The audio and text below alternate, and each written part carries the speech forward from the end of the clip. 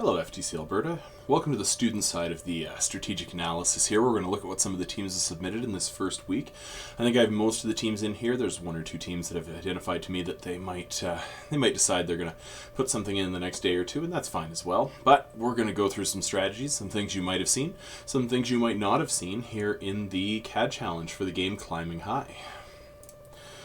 So welcome, and while we're at it, we're going to go through what everybody submitted. I'm going to point out a few things I've seen, good, bad, ugly, otherwise, and we're going to try to make that work so everyone can learn something from this, because really in an off-season event like this, learning is what this is all about. We want to look at what everyone's done, we want to see your process, we want to go through your process, and we want to actually make all of these teams better, because that's why we're here in first. So let's start. Our first team I've got on the list is 16544, which is the Stratobots out of Okotoks, one of our finalist robots from the Alberta Championship this last year. And the Stratobots have gone and they've identified what I often refer to as the doing everything method. And there's nothing wrong with this. In FTC, doing everything is usually very, very viable. And I just want to go straight to their kind of final priority list here. So for auto, get the Alliance game ball, score in 1 or 3 point goal, depending on Alliance decisions, okay, and park on the bronze podium. That's actually not exceptionally hard to do.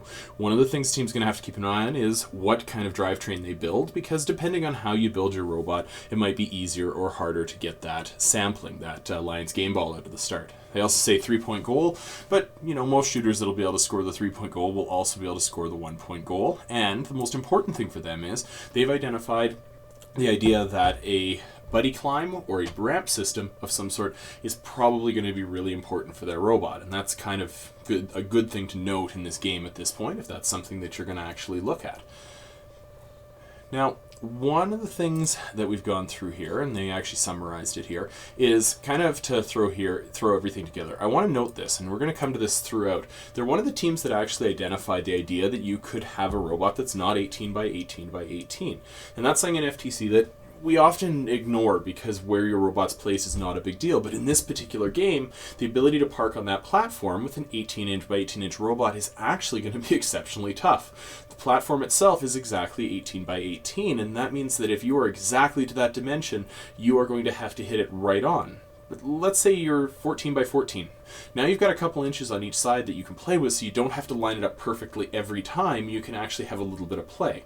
Given the challenge, it's not as hard to do something that's a little bit smaller. Very cool.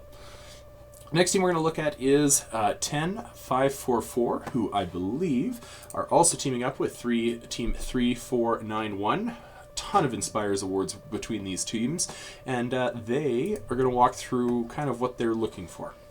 One of the things that I found really cool about their particular design here is the idea that they would have the ability to go under the center platform. And that's something that's the only place I found this in any of the designs. The center platform itself was designed to be rather short. I think 13 inches, it might have been 12 inches was the highest, but they actually note that as something that they potentially could look at. I'm trying to find out where exactly it is. The idea that see it here. Anyways, they've actually gone through, and I appreciate this with a lot of teams, they've actually gone through some of the possible chassis designs that you could go through in first, and have actually talked about the idea that mechanisms are maneuverable, sturdy. Everyone has relatively strong experience with them with FTC. They're easy to make. They have to make sure the frame's square. One other thing with these that is really interesting is that if you have a platform park, mechanisms are going to be actually really hard to do. That platform is not a nice angle. It's actually 45-degree angle edges with a 1-inch platform, which is more significant than most FTC games. And when you try to run a mechanism over it, if you hit with both mechanisms driving forward, that's not bad. But mechanisms tend to slide. They've noted here that they don't play nice in auto. That's a really nice way of saying your coefficient of friction on a mechanism is quite low. You get pushed around easily. You'll often see this in FRC games where robots can play defense. Mechanisms become much, much less useful because when you get run into, you can't push anybody with a mechanism.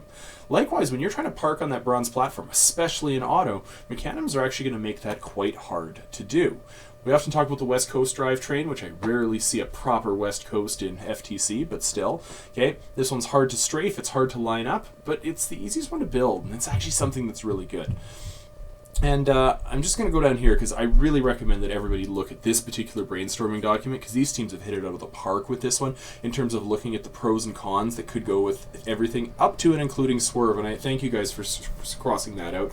Again, if we want to do this as an off-season project at some point, we can, but doing a Swerve drive at FTC is exceptionally hard, and I can't wait to see the day when we all do them, because that would be amazing.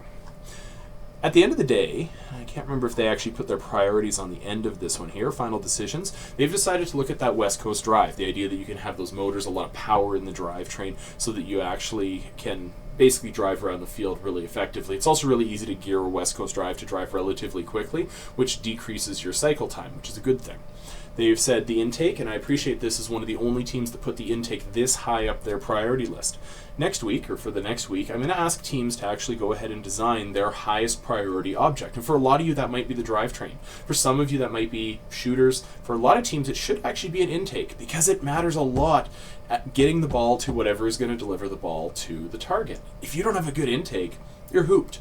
It doesn't matter how good your shooter is if you can't get the ball to the shooter. So I recommend that teams actually spend a lot of time thinking about how they're going to get the ball indexed or put into the right place to actually take the shot or actually place the ball, because some teams later you'll notice actually identified you don't really have to shoot the ball in this one. You can actually kind of eject it and drop it through the target fairly easily.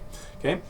They've talked about a turret flywheel, which is going to be very popular. Gluten-free on the off-season a couple of years ago did a very, very potent version of this, and I highly recommend that. Okay, they're talking about one motor and/or servos, some sort of hybrid climber, and I look forward to seeing how this works. And they've said suction cups as an anchor. We're going to talk about those in the next little while, because that's kind of cool. Great job, guys. This is a fantastic way of looking at this particular challenge here. Next up on my list, we've got Team 4042 out of Seattle. And there we go. They sent us a wonderful logo. Thanks, guys. And 4042 are participating in this challenge. I appreciate it, because we'd like to get as many teams in as we possibly can to learn a few things here. And they've actually laid out their strategic plan here. And I'd like to point out that one of the things that they identified was that high mobility or speed. And if you're prioritizing that, again, that drivetrain, it should be your first challenge. It should be something that you definitely should look at first right off of the bat. Okay? They've looked at the idea that a highly mobile robot with high accuracy is hugely important on this one. And I also love that in their priority list, they've actually put down specifically what they'd like to look at in auto. Now, most FTC games, you can win and lose in auto, especially early in a season. And those are the pieces that are actually going to put you heads and shoulders above another team. And they've identified that like a sloppy move or just plowing through the balls, getting all of the balls into the three-point goal is actually potentially worth a heck of a lot of points.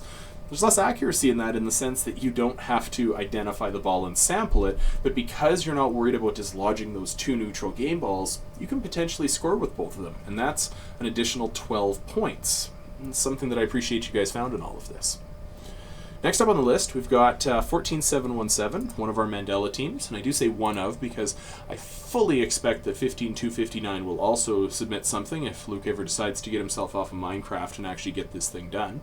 And they've specifically sent in something that looks at kind of how we would do this. And like I say, I would also go through here and ask teams to take a look at some of the analysis around drivetrain here, because they've identified the idea that you want those drivetrains. They've also gone a little bit further into the idea of, do you want something that is smaller? Could you build a robot that is significantly smaller and or provides an opportunity for your teammate to get onto the platform? And they've identified a few things here, most notably 254, the Cheesy Poofs, which I'm going to fanboy over here for a minute because they're my favorite FRC team of the current generation, who actually did this challenge in 2019. And you'll notice that's not a trick. That's a 125 plus pound robot that is hanging out in midair, cantilevered, and in this case it's actually cantilevered against a compressor powered suction cup. Now, FTC rules say that you can't do the suction cup on a compressor, but there are ways of doing that. And it doesn't even matter if you've got 254 like ability to lift here. 3310 Blackhawk Robotics here also got picked. They had a something similar they could do at one point. I don't know if they deployed it during Einstein, but this is actually something where they picked a robot for their alliance that was actually chosen because it was small.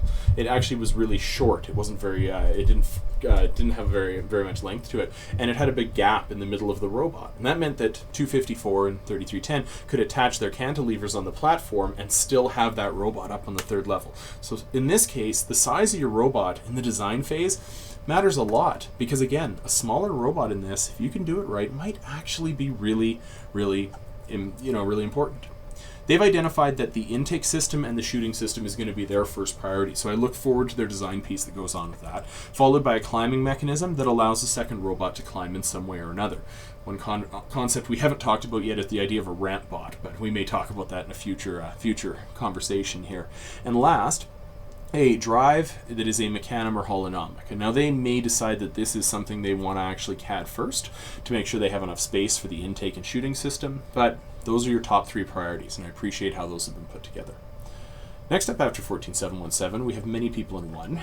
Many people in one have decided to go ahead and lay out what I think is one of the more unique strategies out of all these. And I want to tell you where this goes and why in some cases this is actually really powerful from a strategy perspective.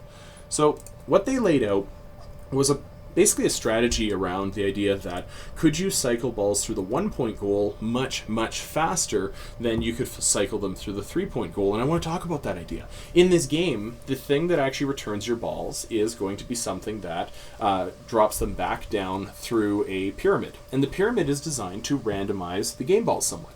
You fire them through the target, it can bounce in pretty much any direction. But what if you just dropped the ball through the target? What if you had it just falling through the target? You could then control that it always came back to you.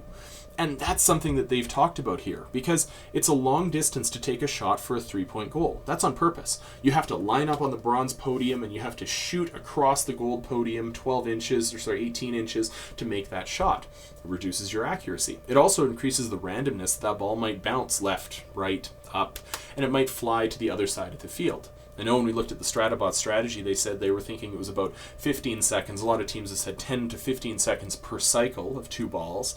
And in that case, if you're going to be 15 seconds to score 12 points, if you're a robot that can actually do the 1-point goal and you can cycle that much faster and much more reliably every 3 to 6 seconds, you actually might be ahead of the game versus one of those teams if you can do that really effectively.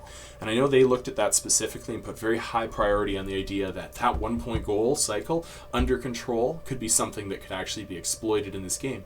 Because honestly, a lot of robots may not be looking at that 1-point goal, so you may not have a lot of competition to look at that. And how that plays on the field is actually something you should build into your strategic analysis. Last thing I want to look at is Team 13,000, the Datawolves. And I want to throw out there, I appreciate that the Datawolves have such a strong visual coherence behind everything. There's a lot to be said for the branding guide and making sure that you have your logos all together and those are ready to go. On top of that, they've actually done a pretty good analysis of this, and I want to point out that they actually looked at the kind of prescribed maximum points that they thought they could get at each phase of the game. So they've said 41 points in autonomous, and a lot of teams have done that and said, you know what, autonomous is going to be very important. If it is, you need to design as such. The other thing they've done is they've actually drawn an autonomous map, and a lot of teams do this once they start to get going. I do want to point out, though, in this one they've identified the 3-point goal, which is up top here, and they've actually got their lines going through the silver podium. So I hope once the programmers get a hold of this, guys, that they'll make it so that you don't go through that podium and you maybe go around it instead. That being said, Autonomous has identified all of these pieces, and I do appreciate that the Datawolves have gone to the point of looking at how other people have done this. First is a beautiful thing. New challenge, all these parts, we have to figure everything out. Don't reinvent the wheel, guys. A lot of these challenges have existed somewhere else, so go find inspiration where you can. And they've found inspirations for some interesting places, things like Combine, things like another robot that actually is able to do some of the pieces, although they've labeled passing with a clearly climbing robot here. They've also identified that 10 cycles through the 3-point goal is potentially going to get them 30 points. If you can get 10 cycles through there, though, I'm going to point out the slight math error here. You theoretically could get 2 shots for each of those cycles, so you could actually take up to 60 points from this if you did it perfectly every time. In the end game, again, they've identified a way of climbing, and the fact that they're just going to park on the gold podium, and that absolutely is something that we can make work. Now, every team has done what they should do at the start of a first game. They've read the game rules, they've turned around, they've prioritized what they think they want to do, and now it's time to start doing some of the CAD designing. My next video, we're going to look at how to create something in Fusion, how to create a library of parts so we can work with them, and how to share those folders so that teams can work collaboratively together, which is something that's super hard to do in CAD, but if you do it right, it is very good.